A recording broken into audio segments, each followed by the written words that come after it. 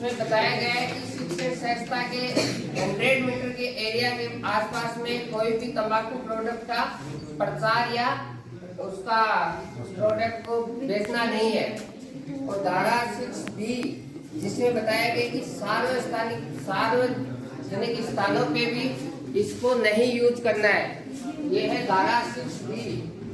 उसके बाद आता है धारा और प्रचार पर प्रतिबंध, मतलब कोई भी तंबाकू उत्पाद का विज्ञापन या प्रचार करता है तो उस पर भी रोक लगना चाहिए। अब इसमें कुछ बताया गया कि अगर इनके नियर बाय, जैसे स्कूल संस्थान के नियर बाय या कॉलेज संस्थान के 100 मीटर के एरिया में कोई भी अगर उत्पाद को या टोबैको को बेच रहा है तो उस पर क्या फाइन होना चाहिए। तो सबसे पहले फाइन आता है कि अगर कोई भी स्मोकिंग पब्लिक प्लेस में स्मोकिंग कर रहा है तो 200 रुपए का उसको फाइन लगेगा।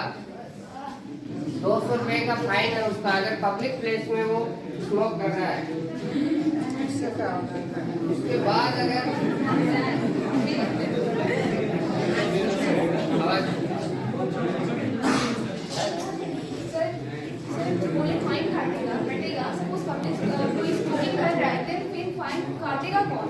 फाइन अगर आप एक्ट के तहत अगर आप शिकायत करते हैं तो पुलिस को पकड़ेगा।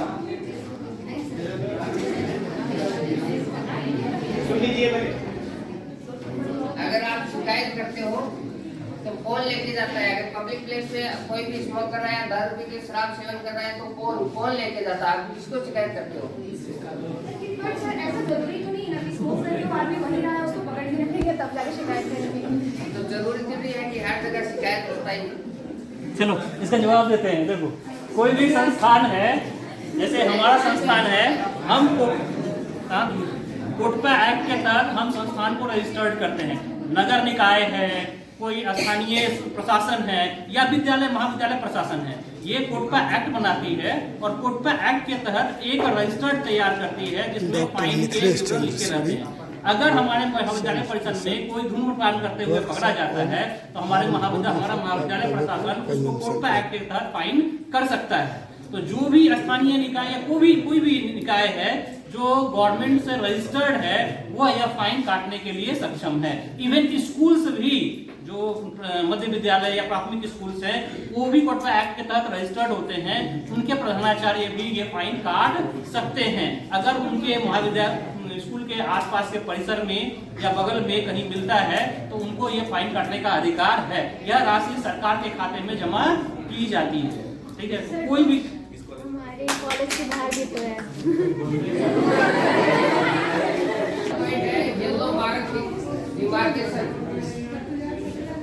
कॉलेज या शिक्षण संस्थानों के near by yellow mark 100 metre तक का क्या किया जाता है?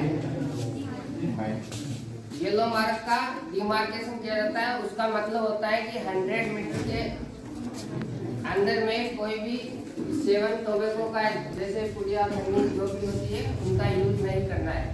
ये होता है येलो मार्क डिमार्केशन। वो फाइन जो येलो मार्क डिमार्केशन करते हैं वो महाविद्यालय नहीं काट सकता। यूज कर रहे हैं उसका काट सकता है, लेकिन अगर येलो मार्क डिमार्केशन का 100 मीटर का तो उसके लिए प्रशासनिक पदाधिकारी, जो भी दंडात्मक प्रशासनिक पदाधिकारी है, वही फाइन उसको काट सकता है। आपको कंप्लेन करना पड़ेगा या वो पकड़ते हैं तब वो फाइन काटेंगे। लेकिन स्मोकिंग आप कर रहे हैं हमारे परिसर में तभी हम काट सकते हैं। एक्सक्यूज मी सर, मुझे बोलने दीजिए ना। यहाँ पर तंबाकू निषेध कार्यक्रम जो चल रही है इस पर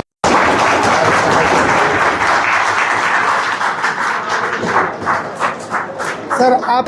सर मेरा नाम रायबान लोधी राजपूत हुआ। मैं सामुदायिक स्वास्थ्य पदाधिकारी CSC पथरगामा से आया हूँ। सामुदायिक स्वास्थ्य केंद्र पथरगामा से आया हूँ। आपका टारगेट क्या है? हमारा टारगेट ये है कि बच्चों को अवगत कराना है कि तंबाकू से रिलेटेड, तंबाकू की सेवन ना करें और तंबाकू से बहुत सारी बीमारियाँ, बहुत सारे ऐसे पदार्थ हैं जो हमको यूज़ करने से बीमारी पैदा कर देते हैं। ओरल कैंसर है। अब तक आपने जो काम किया है इसका फीडबैक कितना आया है?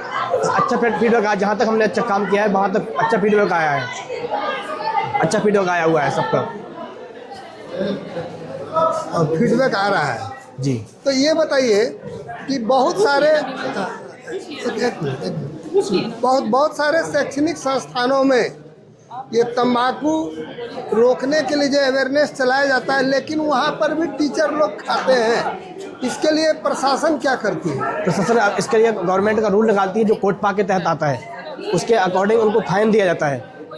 कोटपा एक्ट के अकॉर्डिंग उनको फाइन दिया जाता है। अच्छा, एक चीज़ बताया जाए कि आपके विज्ञापन रहते हैं जिसमें तंबाकू का उपयोग स्वास्थ्य के लिए हानिकारक है, लेकिन जितनी छोटी छोटी लिखी रहती है उससे बहुत बड़े मोटे शब्दों में उसके प्रचार रहते हैं। इसका क्या कारण है? कारण यही होता है कि अगर बैनर वगैरह अच्छे से दिखेंगे तो लोगों का नज़र तो ध्यान जो है वो ज़्यादा से ज़्यादा उन पर जाएगा, तो लोगों के कहीं ना कहीं थिंकिंग में आएगा कि हाँ ये बैनर जो लगे ये लोगों को अवेयरनेस करवाने के लिए होते हैं। क्या के सेवन से इतने माउथ कैंसर हो रहे हैं, सरकार को बार बार आयुष्मान भारत के द्वारा पैसा खर्च करना पड़ता है, सरकार इसको रोक क्यों नहीं देती है? सर इसमें कहीं ना कहीं इसका कहीं ना कहीं पॉलिटिक्स पे प्रभाव पड़ता है। पॉलिटिक्स भी है, गरीबता भी है और उसका प्रॉफिट भी है। गवर्नमेंट को इससे तंबाकू बेचने से भी प्रॉफिट होता है। तो आप प्रॉफिट भी देते हैं और लोगों का जान भी देते हैं, तो इसके पीछे क्या रीजन है सरकार की? ये कौन सी सरकार है? What is welfare work of government? इनका पॉलिटिक्स चल रहा है, पॉलिटिक्स राजनीति अपनी कि आप भाई हम भी बेचेंगे, हम भी बेचवाएंगे, उनका पॉलिटिक्स चल रहा है। पॉलिटिक्स की वजह से जो अवेयरनेस कर रहे हैं कि जाके आदमी को अवेयरनेस हो जाए, आदमी अपने आप बंद करेगा तो दूसरा आदमी क्या बचेगा? अगर आदमी अवेयरनेस फैला देगा कि हाँ आदमी उस चीज़ से जान गया है, और अगर आदमी जान गया है तो उस चीज़ को खुद से बंद कर देगा।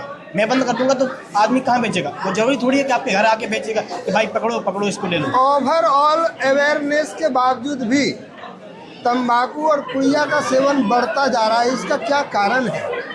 इसका कारण यह है कि आदमी यूथ अपना जनरेशन में बिगड़ रहा है। यूथ की जनरेशन में कि आप आदमी अपनी ना देख के अपने यूथ को की फ्रेंडली दोस्ती में इसलिए बढ़ रहा है। इससे तो एक जहां हम बचाने का कोशिश करते हैं, जितना हम पोस्टर लगाते हैं बचाने के लिए या आप प्रयास कर रहे हैं, उससे ज़्यादा तो हार्म ही हो रहा है क्योंकि हम प्रयास कर रहे हैं। प्रयास में अब कितना आदमी, अगर हमने 100 आदमी बच्चे को समझाया है, अगर उसमें से 2-4 ही समझ जाएगा तो कितना बड़ा चेंज हो जाएगा। वो गवर्नमेंट वो उन पर डिपेंड है जो समझ रहा है, वो कितना अपने आप को लागू करता है उस चीज़ से। आपका क्या नाम हुआ? मेरा नाम रायबान लोधी हुआ। और आपका जो टीम है इसका क्या टीम का नाम है? जहाँ से हम CS ऑफिस से आए हुए हैं। CS ऑफिस के द्वारा ये हमें अवेयरनेस फैलाने के लिए हमारे कॉलेज में ये बहुत एक मानवीय समीकरण का आक्रोश के तिथि तहत हुआ था। आज तंबाकू जो है हमारे युवा पीढ़ियों के लिए बहुत बड़ा दोष माना जा रहा है। आज का जो युवा पीढ़ी है उम्रगत 14 से ऊपर के बच्चों वालों को, वो अपने संगत के कारण और बैड पीयर के कारण वो बढ़ते जा रहे हैं। जिस चीज़ को रोकने के लिए हमारे जो CS हैं गोड्डा के, वो हमारे कॉलेज में आज एक बहुत बहुमूल्य एक कैंप लगाएं। इससे हम सभी को भी एक जागरूक सूचना मिली हुई है और हम इस कैंप से हम लोग ये आदर्श भी लेते हैं कि हम लोग इस जो हमें यहाँ संदेश मिला है, हम अपने से छोटे युवाओं को इसके प्रति और प्रेरित करेंगे कि नशा मुक्त रहें और तंबाकू मुक्त रहें। इसके लिए और बात यह है कि हमारी सरकार का भी कुछ अथर प्रयास है। जैसे एक सिन टैक्स नाम की कोई चीज़ होती है। सिन टैक्स का नाम में चीज़ क्या है कि सरकार सिन टैक्स से क्या कर रही है, वो तंबाकू जो भी रेट हैं उनको वो अपना रेट बढ़ा रही है और साथ ही साथ उससे क्या हो रहा है, सरकार को उससे दो तरफा फ़ायदा हो रहा है। सिन टैक्स के माध्यम से एक जो तंबाकू जो प्रोडक्ट्स है वो महंगाई में आ रही है, जिसके कारण से जो युवाएं हैं उन्हें खरीदने में दिक्कत हो रही है। तो कहीं ना कहीं से उनका प्रभाव कम हो सकता है और साथ ही साथ वो जो इनकी कमाई है, जो इनसे जो बेनिफिट आ रहा है, वो साथ ही साथ हमारे इकोनॉमिक में और साथ ही साथ वो हमारे हेल्थ बेनिफिट में अल्टीमेटली वो जा रहा है। आपको किसी ने तंबाकू सेवन करने के लिए ऑफर किया है क्या? नहीं। देखिए, बात ऐसा है कि कहीं ना कहीं ये तुरंत रुक नहीं सकती है। इस चीज़ के लिए समय लगेगा। इस चीज़ के लिए एक सिविक सेंस चाहिए, जिसको अभी डेवलप होने के लिए बहुत समय है। कहीं ना कहीं ये पावर पॉलिटिक्स का भी खेल है, क्योंकि यही अल्टीमेटली यही हमारे अर्थव्यवस्था का भाग है। लेकिन ये संदेश को अपनी संगत में गुड सिविक सेंस लाना चाहिए। तंबाकू छोड़िए और जीवन स्वस्थ रखिए। क्या धन्यवाद। नाम है आपका? आकाश कुमार नायक। और आप यहीं से? हम यहीं से किस ईयर में हैं? हम 3rd ईयर के छात्र हैं, batch 22-23, government homeopathic college Godda. बहुत बहुत धन्यवाद। मैं दिखा रहा हूँ कि आज परसपानी राजकीय होम्योपैथिक चिकित्सा महाविद्यालय सह अस्पताल परसपानी गोड्डा झारखंड में एक मोटिवेशनल कार्यक्रम चल रहा था कि तंबाकू सेवन से कैसे बचाया जाए और इसके क्या क्या प्रॉब्लम्स क्रिएट हो सकते हैं। आज हम देख रहे हैं कि ज़्यादातर माउथ कैंसर होने का कारण तंबाकू या पुड़िया सेवन ही है। इस संबंध में अभी मैं जुड़ रहा हूँ इस महाविद्यालय के प्राचार्य डॉक्टर अशोक पासवान सर से। अशोक कुमार लिखते हैं सर। अशोक पासवान। अशोक पासवान सर से। सर, आपका मेरे चैनल में स्वागत है और बड़ी खुशी की बात है कि आपके आपके कॉलेज महाविद्यालय में इतना सुंदर कार्यक्रम हुआ जी कि कैसे माउथ कैंसर जैसी बीमारियों से लोगों को बचाया जाए। इस संबंध में आप क्या बोलना चाहेंगे सर? हमारे ट्रेनर आए हुए हैं राष्ट्रीय टोबैको दिवस के तिथि के अवसर पर, और इसमें हमारे बच्चे और टीचर गण इसमें भाग लिए और इन्होंने ट्रेनिंग दिया कि कैसे इस बीमारी से बचा जाए और इसके बचने से हमें क्या फ़ायदा है, बचेंगे तो हमें कौन सा रोग से बच सकते हैं। इन सब के बारे में विस्तृत जानकारी दी गई बच्चों को, या हमारे टीचर और स्टाफ सबको डिटेल्स में जानकारी दी गई। सर, लगातार इसके बढ़ने का क्या कारण है सर? इसके खाने वाले इतने बढ़ रहे हैं, इसका क्या कारण है? बढ़ने का तो शुरू से आदत इनको लग गई है, नहीं समझ पाते हैं कि इससे क्या नुकसान है और इसका अच्छा बुरा का ज्ञान इन्हें नहीं है। अगर इनके बारे में जानेंगे कि इसके क्या नुकसान हो सकता है या होता है, तब उन्हें तो छोड़ना चाहिए और इस ट्रेनिंग से संदेश ये लेना चाहिए कि खाने से क्या नुकसान होता है और हम किस किस बीमारियों से जकड़े जा सकते हैं। सर, मैंने कई लोगों से बात की है, वो कहते हैं अब मैं छोड़ दूंगा, पुड़िया छोड़ दूंगा, मुंह मेरा ऐसा लगता है, लेकिन इसके बावजूद भी वो खाते ही रहते हैं। इसका क्या कारण है सर? वो हैबिचुएटेड हो चुके हैं और धीरे धीरे उनको इस तरह का ट्रेनिंग से दिया जाए तो उन्हें भी असर पड़ेगा और वो छोड़ने के लिए बाध्य होंगे। अभी मैं लेनी चाहिए। एक हमारे स्टाफ भी अभी जूझ रहे हैं, वो भी इसका सेवन करते थे, अभी वेल्लोर में एडमिट हैं और अब उन्हें पता चलता होगा कि इनका नुकसान क्या है। हमको लगता है कि लोग कहता है कि बैठो जरा सा खैनी खिलाओ ना, और इसी चक्कर में दूसरा तीसरा भी खाने लगता है। नहीं, उसे अच्छी चीज़ को एक्सेप्ट करना चाहिए, बुरी चीज़ है उसे एक्सेप्ट नहीं करना चाहिए।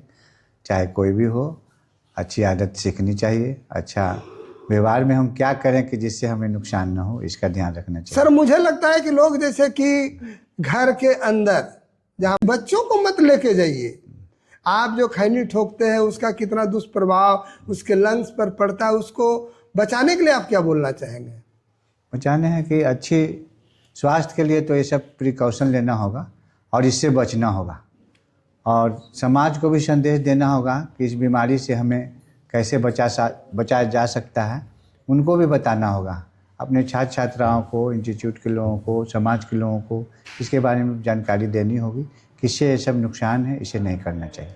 चलिए, आपको बहुत बहुत धन्यवाद। आप मिल रहे थे डॉक्टर अशोक पासवान, प्राचार्य राजकीय होम्योपैथिक चिकित्सा महाविद्यालय परसपानी, और अब हमसे जुड़ रही है डॉक्टर उषा मैडम। दीदी, आज के इस कार्यक्रम पर आप क्या बोलना चाहेंगे? बहुत ही अच्छा प्रोग्राम था, कार्यक्रम था कि तंबाकू सेवन और उससे होने वाले दुष्प्रभाव के बारे में बताया जा रहा था, लोगों को जागरूक किया जा रहा था, ताकि आने वाले समय में इसका जो दुष्प्रभाव है, कैंसर जैसी बीमारियां हैं, डायबिटीज़ को बढ़ावा देता है, आपको लंग्स कैंसर को बढ़ावा देता है, इन सब चीज़ों से बचाव हो सके। मैं अपना प्रॉब्लम बता देना चाहता हूँ। कुछ दिनों से मैं मुंह में बिबनी हो गई थी, तो मुझे डर लग रही थी और मैं लगातार ट्रायल में था कि मैं इससे कैसे बचूं। जो लगता है कि लोगों को अपने जीवन की रक्षा करने का प्रयास करना चाहिए।